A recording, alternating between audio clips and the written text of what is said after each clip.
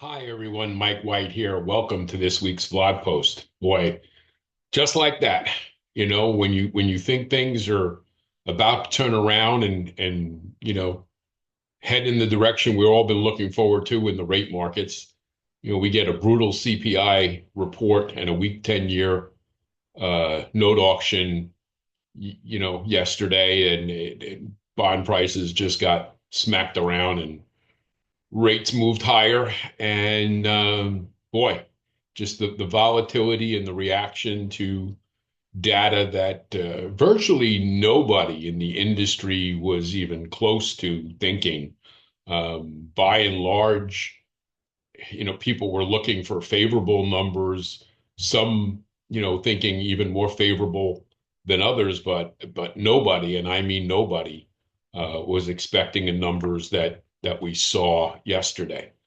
Um, and it moves on because today we're going to get producer price index numbers along with initial and continuing jobless claims when it comes to the unemployment numbers. And if that's not enough, we're going to see a 30-year bond auction this afternoon, all of which we know can be market movers. So it's really something to pay attention to today. And as if that's not enough, I almost forgot that, tomorrow on Friday, we're going to have even more data coming into the markets, things that can move the markets when we see retail sales figures and industrial production figures, as well as capacity utilization, which again, all very telling signs on the economy and things that people can extrapolate to see how things are going. So it's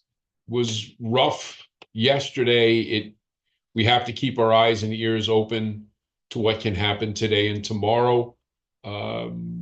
Volatility is something I guess we're pretty used to, but I think some of these things where I think that we kind of got fooled.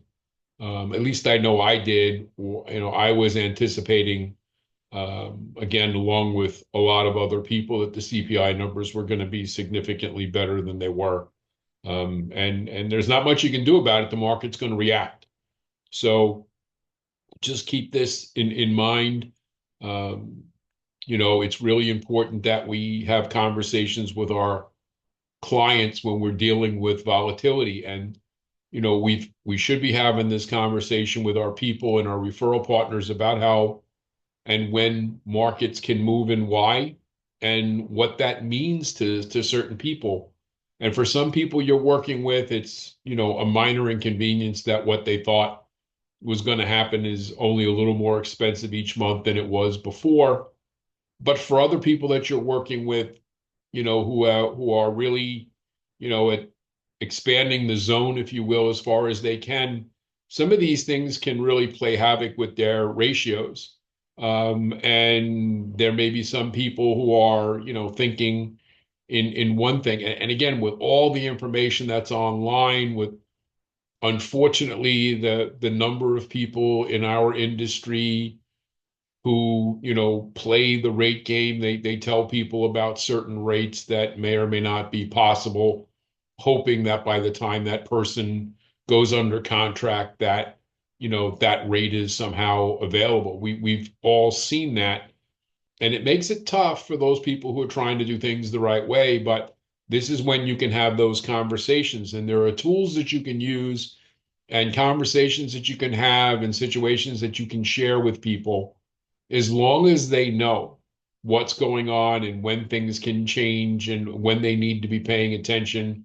And for the most part, never making an assumption that anything you see or hear is what you're going to get until such time as you're under contract and you're going to lock your deal in. So just keep that in mind as we go forward. It's uncomfortable for all of us, for sure.